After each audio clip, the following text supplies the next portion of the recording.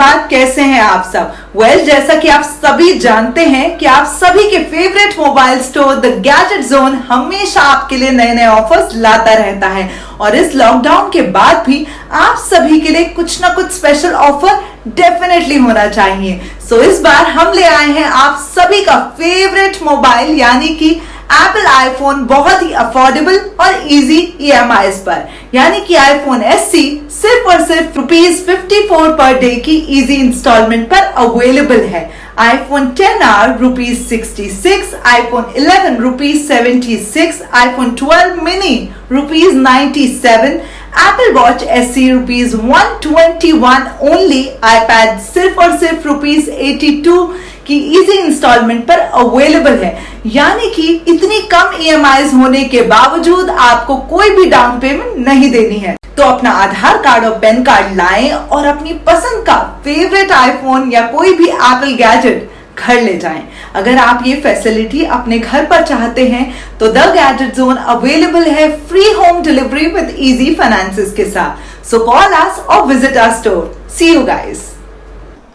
नमस्कार दोस्तों, street mail team में आप सभी दर्शकों का हार्दिक स्वागत है। मैं हूं आपकी होस्ट स्वाति गौतम और आज हम बात कर रहे हैं ग्रामीण शिक्षा प्राइवेट लिमिटेड और डोर स्टेप एजुकेशन के डायरेक्टर रिंकू मनचंदा जी से। आज हमारा टॉपिक रहेगा स्टडी, और स्टडी से रिलेटेड हम जानेंगे रिंकू जी से और वो हमें बताएंगे उसके बारे में। तो सर, बहुत बहुत शुक्रिया हमें समय देने के लिए। तो धन्यवाद मैडम। सर, सबसे पहले मैं आपसे ही जानना चाहूँगी सर आपकी स्कूलिंग और कॉलेज लाइफ के बारे में। मैडम, मैं बेसिकली बाय बर्थ टोहाना से संपर्क रखता हूँ और स्टार्टिंग की स्कूलिंग मेरी टोहाना में ही, टोहाना के गवर्नमेंट स्कूल से रही। वहीं से 10th करने के बाद हमारे टाइम पे +1 और +2 कॉलेज में हुआ करती थी। ये लगभग 1999 के आसपास की बात है।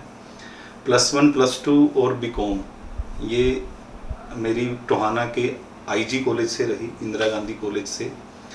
उसके बाद 2 साल करनाल में मैंने स्टडी की और उसके बाद ICICI प्रूडेंशियल लाइफ इंश्योरेंस में एज ए यूनिट मैनेजर मैंने जॉब की।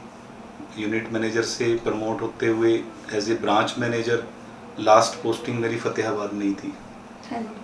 तो जॉब छोड़ने के बाद उस समय पे हमने ये ग्रामीण शिक्षा प्राइवेट लिमिटेड कंपनी बनाई, जिसका मेन मोटिव देश के आखिरी बच्चे तक और आखिरी गांव तक बच्चे को एक अपने आप के लिए काबिल बनाना, कि वो एक रोजगार के काबिल बन सके, एक जॉब के काबिल बन सके। तो वोकेशनल एजुकेशन को प्रमोट करने के लिए हमने ये कंपनी शुरू की थी आज से 10 साल पहले। सर, आप जैसे कि आपने बताया आप मैनेजर थे और आपने वहाँ से जॉब क्यों छोड़ी सर? क्या मैं पूछ सकती हूँ उसके बारे में? बिल्कुल पूछ सकते हो मैडम। मैडम, जॉब छोड़ने के पीछे सिर्फ एक ही रीज़न था कि हम लोग जिस परिवेश से निकले वो परिवेश हमारा ग्रामीण था। गवर्नमेंट स्कूल में जब हम लोग स्टडी कर रहे थे या कॉलेज में जब हम लोग स्टडी कर रहे थे तो और जब जॉब में आए एक कॉरपोरेट कल्चर को देखा तो हमने ये महसूस किया कि जो कॉरपोरेट कल्चर है और जो हमारे धरातल पे हम बच्चों को एजुकेशन दे रहे हैं, इन दोनों चीज़ों में ज़मीन आसमान का फ़र्क है। अब हमने दोनों देख लिया। हमने वो जो शिक्षा ली वो धरातल से ली, सरकारी स्कूल के अंदर हम लोगों ने स्टडी की। हमने उस समय पे स्टडी की जब हमारे स्कूल के अंदर, मुझे ध्यान है कि बेंच भी नहीं हुआ करते थे, टाट पे बैठा करते थे हम लोग। और उसके बाद जब हम कॉलेज के अंदर गए तो कॉलेज के अंदर भी एक कमी लगी हमें कि जो हमारे बच्चे हैं या जो हमारे छोटे भाई बहन हैं उन तक हम लोग कॉरपोरेट कल्चर को और इस एजुकेशन के बीच के गैप को कैसे पूरा कर सकते हैं। आज एक बच्चा 10th 12th ग्रेजुएशन की डिग्री तो ले लेता है, लेकिन उस डिग्री के बाद उस डिग्री का वो करे क्या, कैसे उस डिग्री के बेस पे या अपने अंदर एक कैसा स्किल लेके आए जिसके बेस पे वो किसी जॉब पे जा सके। इस कमी को पूरा करने के लिए जॉब से बाहर निकल के हमने एजुकेशन सेक्टर के अंदर अपना कैरियर रीस्टार्ट किया था। बहुत अच्छी बात है सर कि आपके ज़रिए बहुत से बच्चों की लाइफ एक अच्छे मुकाम तक पहुंचेगी, और हम भी इसकी भगवान से बहुत कामना करते हैं कि आप बच्चों को आगे बढ़ाएं ज़्यादा से ज़्यादा। तो सर अभी तक आपके जो संस्थान शिक्षा संस्थान है वो क्षेत्र में, उसमें आपका क्या योगदान रहा सर, उसके बारे में थोड़ा बताइए हमें। मैडम हम लोग ने एक सपना देखा था 2010 में, मैं और मेरे 2 साथी और थे, और हमने जो सपना देखा था कि हम देश के हर कोने तक, हर बच्चे तक टेक्निकल एजुकेशन को, खास करके उस टाइम पे हमारा मेन मोटिव कंप्यूटर एजुकेशन के ऊपर था, उसको पहुंचाएं और बच्चों को एक एम्प्लॉयमेंट जनरेट कराने पे काम करें। मुझे आज आपके बीच में बताते हुए ये खुशी हो रही है कि पिछले 10 साल में हमारी कंपनी, हमारी संस्था 30,000 से ज़्यादा बच्चों को स्किल ट्रेनिंग देकर 30,000 से ज़्यादा बच्चों को स्किल ट्रेनिंग दे चुकी है, और लगभग 16,000 से ज़्यादा बच्चे ऐसे हैं जो आज किसी न किसी सेक्टर में, किसी न किसी क्षेत्र में या तो अपना खुद का काम कर रहे हैं उस शिक्षा से रिलेटेड, या कहीं ना कहीं जॉब कर रहे हैं। ये हमारी अब तक की अचीवमेंट है। और आज जो एक छोटा सा बीज हमने 10 साल पहले डाला था, आज ये एक धीरे धीरे बड़ा होते हुए एक पौधे के रूप में पनप चुका है। पूरे भारत में आज हमारे लगभग 300 से ज़्यादा ट्रेनिंग इंस्टीट्यूट हैं जो ग्रामीण शिक्षा प्राइवेट लिमिटेड के साथ मिलके देश के अंदर बच्चों को आत्मनिर्भर बनाने पे काम कर रहे हैं। बहुत अच्छी बात है सर। तो मैं इसी के साथ आपसे एक क्वेश्चन और पूछना चाहूँगी। अभी अभी हमने एक आपका सर स्टडी से रिलेटेड एक वीडियो देखा था, तो सर उसके ऊपर आप क्या कहेंगे? मैडम मैं जहाँ तक समझ पा रहा हूँ, आपने शायद जो कैरियर गाइडेंस से रिलेटेड आपने एक वीडियो देखा था, अभी जो लास्ट टाइम हमने उसको शुरू किया था। ये मैडम आज के समय की, स्वाति जी, ज़रूरत है। पिछले कुछ समय से जब से एजुकेशन लाइन के अंदर मैं आया, तो बहुत सारे हमारे मिलने वाले दोस्त, मिलने वाले पारिवारिक लोग, जब उनका बच्चा 9th 10th 11th तक पहुंचता है तो उनसे बातचीत होती, तो वो ये पूछते हैं जनरली कि क्या करवाएं बच्चे को, कौन से सेक्टर का आजकल स्कोप ज़्यादा है, किस सेक्टर के बेस पे बच्चे का कैरियर अच्छा स्टैब्लिश हो सकता है। तो बहुत दिन से मेरे मन में था कि एक ना कमी है कैरियर गाइडेंस की। पेरेंट्स को बड़ी ज़रूरत है, बच्चों को बड़ी ज़रूरत है कि वो अपनी 9th 10th 11th 12th करने के बाद किस कैरियर ऑप्शन को चुने। फॉर एग्ज़ाम्पल मैं आपसे जानना चाहूँगा कि आज मान लो एक बच्चा पायलट बनना चाहता है, तो वो कहाँ जाए ये पूछने के लिए कि मैं पायलट कैसे बनूँगा। आज एक बच्चा डॉक्टर बनना चाहता है, जो सभ्य या मान लीजिए जो संपन्न परिवारों के बच्चे हैं हमारे, वो फिर भी कहीं ना कहीं जाके इस चीज़ की गाइडेंस ले लेते हैं, पैसे खर्च करके भी ले लेते हैं। लेकिन एक बच्चा जो गांव में है, उसके माता पिता भी कोई बहुत ज़्यादा पढ़े लिखे नहीं है, वो कहाँ जाए ये जानने के लिए। पूरे हमारे आसपास के एनवायरनमेंट में जब हम देखते हैं तो मुझे लगा कि इस चीज़ की बड़ी ज़रूरत है। तो उसको पूरा करने के लिए मैंने मेरी टीम से डिस्कस किया और हमने एक प्लान किया कि हम एक ऐसी कैरियर गाइडेंस सीरीज़ तैयार करेंगे जिसमें हमारे बच्चों को हर उस कैरियर ऑप्शन के बारे में डिटेल में जानकारी मिलेगी कि कैसे वो अपने कैरियर को स्टैब्लिश कर सकते हैं। सिर्फ देश में चलने वाले कैरियर ऑप्शंस के बारे में ही नहीं, इंटरनेशनल लेवल पे विदेशों तक आज एक बच्चा अगर अमेरिका में जाके कोई काम करना चाहता है या कोई जॉब करना चाहता है तो वो कैसे जाएगा और कैसे करेगा, इसकी पूरी जानकारी हम इस कैरियर गाइडेंस सीरीज़ के माध्यम से हमारे देश के हर बच्चे तक पहुंचाएंगे, जिसकी शुरुआत हम लोग कर चुके हैं। जो पहला वीडियो आपने देखा था वो लगभग हमने 15 से 20 दिन पहले पब्लिश किया था, जो एक इंट्रोडक्शन वीडियो था। अभी आप अगर हमारे डोर स्टेप एजुकेशन के यूट्यूब चैनल पे जाएंगे तो वहाँ आपको एविएशन सेक्टर से जुड़ी पूरी जानकारी मिलेगी। एविएशन सेक्टर जो एयरलाइन सेक्टर है कि कैसे एक बच्चा एयर होस्टेस बन सकता है, कैसे एक बच्चा पायलट बन सकता है, और कितनी सारे जॉब अपॉर्चुनिटी हमें डिफेंस, एयर डिफेंस से रिलेटेड, एयरफोर्स से रिलेटेड हमें मिलती हैं। एविएशन सेक्टर की पूरी जानकारी आप हमारे डोरस्टेप एजुकेशन से ले सकते हो। ब्यूटी एंड वेलनेस सेक्टर के बारे में हमने पूरी डिटेल्ड वीडियो बना चुके हैं हम लोग, उसकी जानकारी भी आपको हमारे यूट्यूब चैनल से मिलेगी। एग्रीकल्चर जो आज की सबसे बड़ी ज़रूरत है, एग्रीकल्चर सेक्टर के बारे में भी हम लोग ऑलरेडी वीडियो बना के हमारे यूट्यूब चैनल पे डाल चुके हैं, और धीरे धीरे हम लोग और सभी सेक्टर्स के बारे में अगली हमारे लगभग एक हफ्ते के अंदर हम लोग जो सेक्टर की जानकारी पूरे देश के लोगों को देने वाले हैं वो है हेल्थ सेक्टर।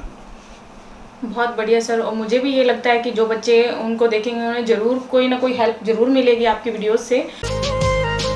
शुभ डायग्नोस्टिक सेंटर, हमारे यहाँ पर digital x-ray, special investigation, 3D and 4D ultrasound, digital OPG and EEG test, mammography, colour doppler, breast and thyroid ultrasound और सभी प्रकार के CT स्कैन किए जाते हैं। शुभ डायग्नोस्टिक सेंटर शिव हंस मॉल के पीछे, मॉडल टाउन, फतेहाबाद। सर इसी के साथ मैं एक क्वेश्चन और आपसे पूछूंगी, जो हमारे भारत सरकार की नई शिक्षा नीति है तो उसके बारे में आप दूसरे देशों से कैसे कोरिलेट करते हैं, उसके बारे में आप क्या कहेंगे सर? मैडम बहुत अच्छा सवाल आपने पूछा है आज के इस 21वीं शताब्दी के समय में, कि भारत की जो अभी एक 2020 में नई शिक्षा नीति लागू हुई थी वो क्या है। बहुत सारे हमारे टीचर्स को, हमारे बच्चों को भ्रम में आ दी कि ये नई शिक्षा नीति क्या है और ये कैसे देश में काम करेगी। मैं इसके ऊपर विस्तार से आपको बताना चाहूँगा। मैडम जब हमारा देश आज़ाद हुआ 1947 के अंदर, तो हमारे देश की पहली एजुकेशन पॉलिसी, पहली शिक्षा नीति 1968 में लागू हुई थी। उसके बाद उसमें अमेंडमेंट करके जो दूसरी शिक्षा नीति हमारी आई वो 1986 में आई थी। पिछले 34 साल से हमारी एजुकेशन पॉलिसी में हमारे देश में कोई भी बदलाव नहीं हुआ था। अब ये नई शिक्षा नीति 2020 में भारत सरकार ने लागू की है, और मेरा ये मानना है कि अगर हम इस शिक्षा नीति को सही से लागू करने में सफल हो जाते हैं तो जो ये 21वीं शताब्दी का समय है वो भारत का है। भारत को तीसरी विश्व शक्ति बनने से दुनिया की कोई ताकत नहीं रोक पाएगी। भारत की दुनिया की दो विश्व शक्तियां अमेरिका और चाइना, यदि आप इनके बारे में जानना चाहेंगे तो जैसे आपने कहा कि आप दूसरे देशों से इसको कैसे कोरिलेट करते हैं, इसके बारे में मैं आपको बताना चाहूँगा कि ये शिक्षा नीति जो आज भारत ने 2020 में लागू की है, अमेरिका ने ये शिक्षा नीति 1917 में लागू की थी। यही शिक्षा नीति लगभग सेम टू सेम। इस शिक्षा नीति की वजह से अमेरिका में Bill Gates, mark Zuckerberg, Facebook के मालिक, माइक्रोसॉफ्ट के मालिक, ये पैदा हुए। शिक्षा किसी भी देश का नींव है। जैसी शिक्षा हम अपने बच्चों को दे रहे हैं उस शिक्षा के आधार पर ही हमारे देश का निर्माण होगा।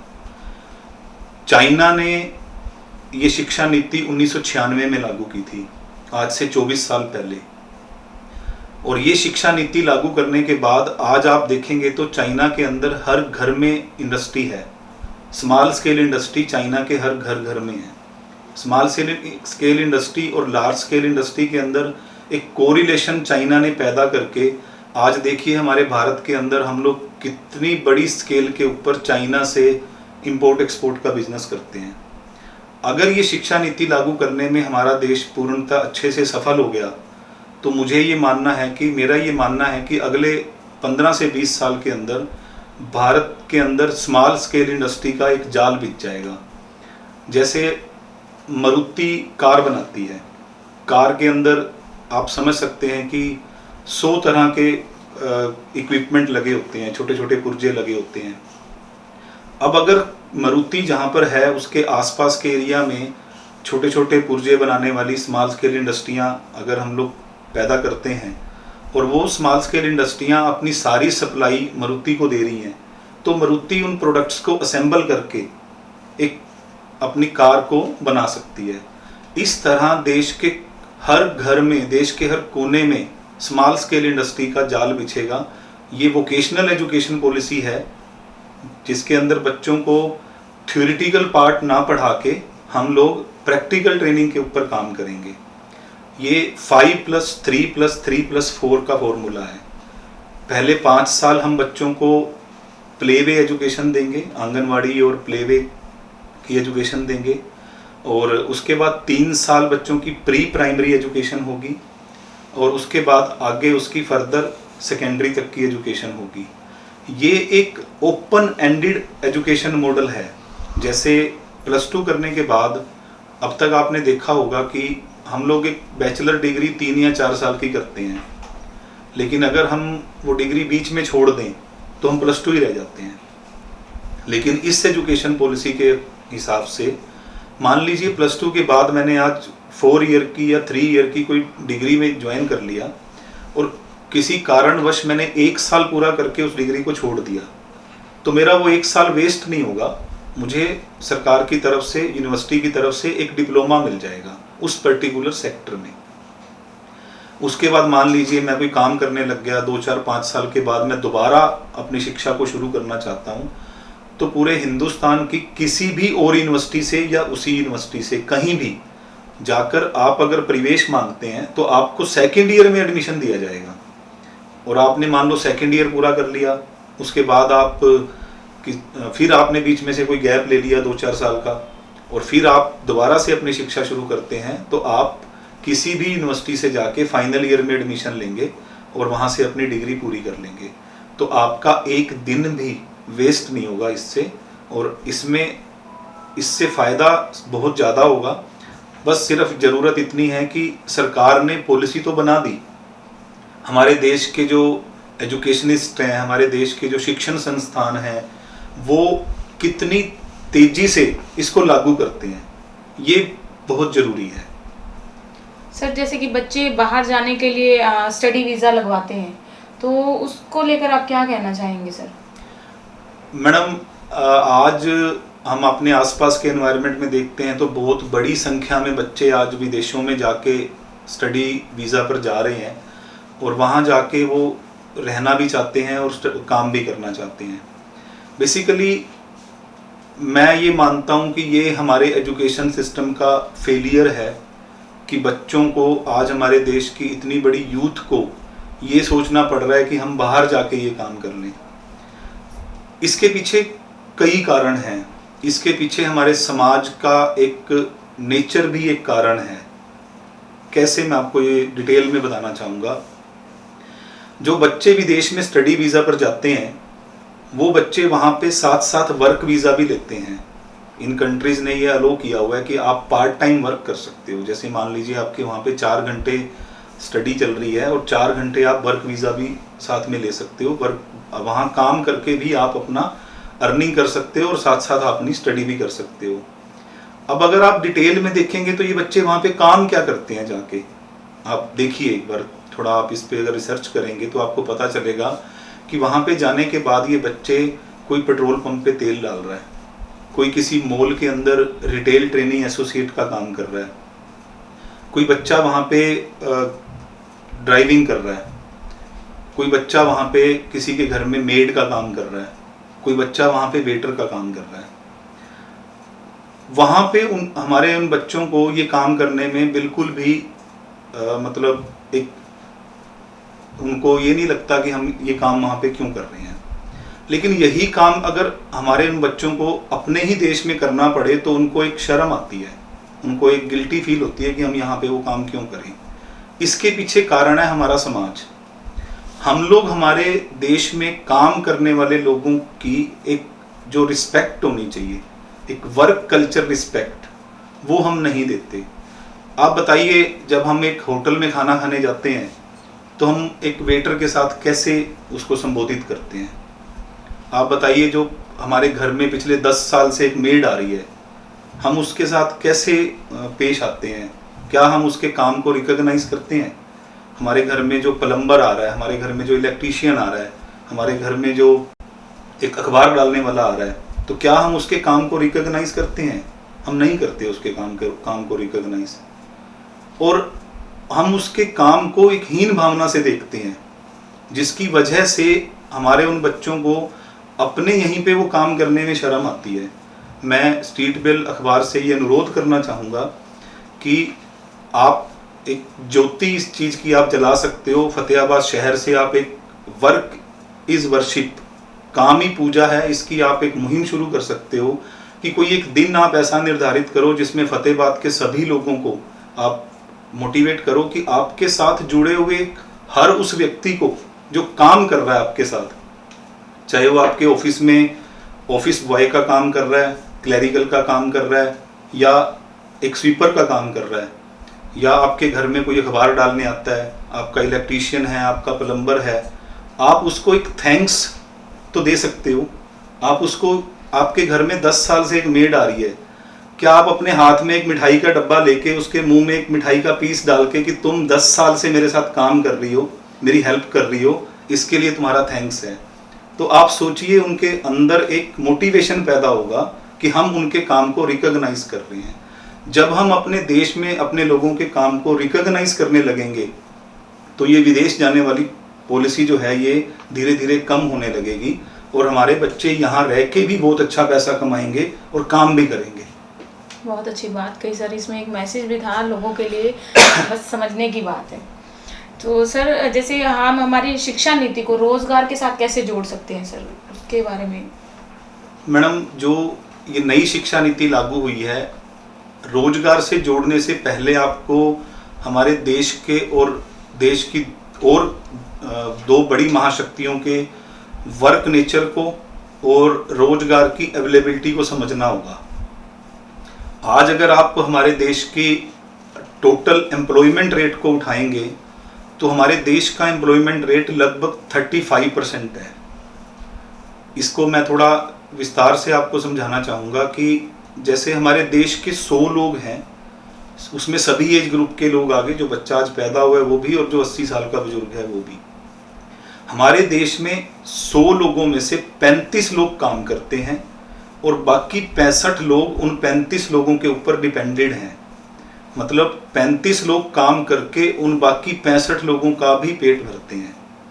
यही वर्क परसेंटेज अगर आप अमेरिका की उठाएंगे तो वहाँ की ये वर्क परसेंटेज 60% है, 60% है। मतलब अमेरिका में 60 लोग काम करते हैं और 40 लोग उन 60 लोगों पे डिपेंडेड हैं। और यही अगर आप चाइना की एम्प्लॉयमेंट रेट को उठाएंगे तो चाइना की एम्प्लॉयमेंट रेट 65% है।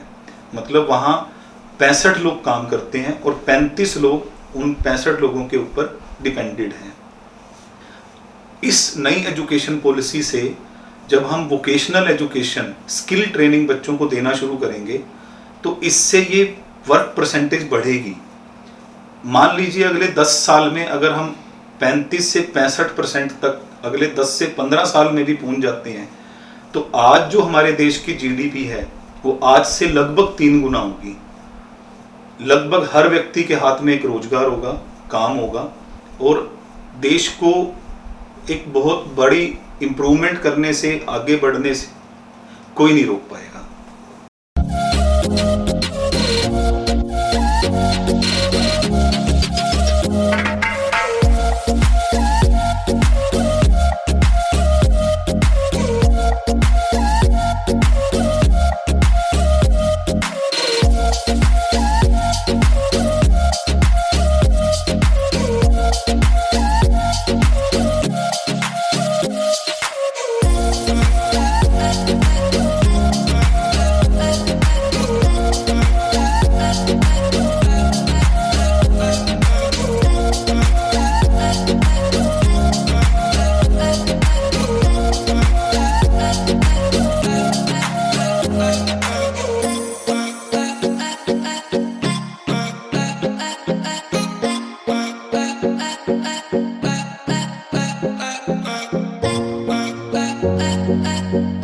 सर युवाओं को रोजगार के काबिल बनाने के लिए सरकार क्या कर रही है, उसके बारे में आप क्या कहना चाहेंगे? मैडम, मैं ये मानता हूँ कि जो पिछले 6-7 साल से मैं हमारी प्रेजेंट भारत सरकार के काम को बहुत नज़दीक से देखने की कोशिश कर रहा हूँ, मीडिया के माध्यम से भी और जो रिज़ल्ट प्रोड्यूस हो रहे हैं उसके माध्यम से भी। तो आज मुझे कहने में बड़ा फ़ख्र होता है कि हमारे देश के जो प्रधानमंत्री हैं वो बड़े विजनरी प्रधानमंत्री हैं। उन्होंने ये एजुकेशन पॉलिसी लागू करने के साथ साथ मैं आपको बताना चाहूँगा कि भारत सरकार ने skill capital of the world दुनिया को ये मैसेज दिया है कि भारत जो है वो स्किल कैपिटल बनेगा आने वाले समय में दुनिया के लिए। दुनिया के सभी देशों को भारत ने ये मैसेज दिया है कि अगर आपको स्किल्ड मैन पावर की ज़रूरत है तो आप भारत के पास आइए, हम आपको स्किल्ड मैन पावर देंगे। इस प्रोग्राम को सरकार ने नाम दिया है TITP, technical intern training programme. इसके अंदर भारत सरकार ने अब तक 34 देशों के साथ MOU किया है, जिसमें उनको जिस भी प्रकार की मैन पावर चाहिए वो भारत सरकार से मांगे। भारत सरकार उस तरह के अपने ट्रेनिंग सेंटर्स के जरिए ऐसी मैन पावर को तैयार करेगी और उनको उन देशों के अंदर माइग्रेट कर देगी। इस प्रोग्राम के तहत जापान ने अभी पिछले साल भारत से 2.5 लाख होम हेल्थ केयर के वर्कर्स की डिमांड की है। इसको 4 पैटर्न में बांटा गया है। एक तो गल्फ कंट्रीज़ को जोड़ा गया है इसके अंदर, दूसरा यूरोप को जोड़ा गया है, कनाडा, ऑस्ट्रेलिया, अमेरिका, इन सब कंट्रीज़ को इसके अंदर जोड़ा गया है। जापान ने जो ये 2.5 लाख मैन पावर हमसे मांगी है, ये हमारे देश के युवाओं के लिए बहुत बड़ा मौका है। देश के अंदर रहते हुए बहुत, जो आप स्टडी वीज़ा और वर्क वीज़ा के ऊपर बात कर रहे थे, जो ये बच्चे हमारे अब तक नॉलेज ना होने की वजह से स्टडी वीज़ा पर बाहर जाते हैं, वो अपने घर से लगभग 10 से 15 लाख रुपए खर्च करते हैं। सरकार ने ही ऐसा प्रोग्राम बना दिया जिसमें आपको सिर्फ 50 से 60 हज़ार रुपये खर्च करने हैं। सरकार आपको 6 महीने पहले इंडिया में ही ट्रेनिंग देगी, 3 महीने आपको उस कंसर्न जॉब से रिलेटेड स्किल ट्रेनिंग दी जाएगी जैसे होम हेल्थ केयर की है। उसके बाद आपको 3 महीने जापानीज लैंग्वेज सिखाई जाएगी। उसके बाद आपको माइग्रेट कर दिया जाएगा जापान के अंदर। अब इसमें ऑलरेडी ये एक एग्रीमेंट साइन होगा बच्चे के साथ भी और बच्चों के पेरेंट्स के साथ भी, जिसमें वो बच्चा मिनिमम 5 साल तक जापान में रहेगा। 2 लाख रुपए महीना उसकी सैलरी होगी और 5 साल वहाँ वो 6 से 8 घंटे काम करेगा, साथ में वो अपनी स्टडी भी कर सकता है वहाँ पे। और उसके बाद 5 साल पूरे होने के बाद उस बच्चे की चॉइस है, वो चाहे तो देश में वापस भी आ सकता है और अगर वो वहीं रहना चाहे तो वहाँ पे रह के भी काम कर सकता है। वहाँ की कंट्री उसको PR दे देगी वहाँ पे। उसके अलावा मान लीजिए वो बच्चा कहता है कि अब मुझे देश में वापस ही आना है, तो भारत के अंदर जो जापान से रिलेटेड कंपनियां हैं, बहुत सारी जापानीज कंपनी भारत में भी काम कर रही हैं, जिसके अंदर उन कंट्रीज को ज़रूरत होती है ऐसे लोगों की जो हमारे देश की मातृभाषा हिंदी भी जानते हों और जापानीज भी जानते हों। तो जापानीज गवर्नमेंट उन कंपनीज के अंदर उस बच्चे को भारत में जॉब दे देगी और उस बच्चे का कैरियर सेट हो जाएगा। मात्र +2 पास बच्चा आज मोदी जी के इस विजन से मात्र 6 महीने की एक ट्रेनिंग लेकर और सिर्फ 50 से 60 हज़ार रुपये खर्च करके गारंटीड 2 लाख रुपए की जॉब जापान में ले सकता है। अब तक मुझे बताते हुए आपको ये खुशी हो रही है कि इस प्रोग्राम के तहत पिछले 1 साल में भारत से 10,000 बच्चे जापान जा चुके हैं। इसी तरह गल्फ कंट्रीज के अंदर भारत ने अभी AC टेक्नीशियन की गल्फ कंट्रीज ने भारत से डिमांड की है और ये अभी शुरुआत हुई है।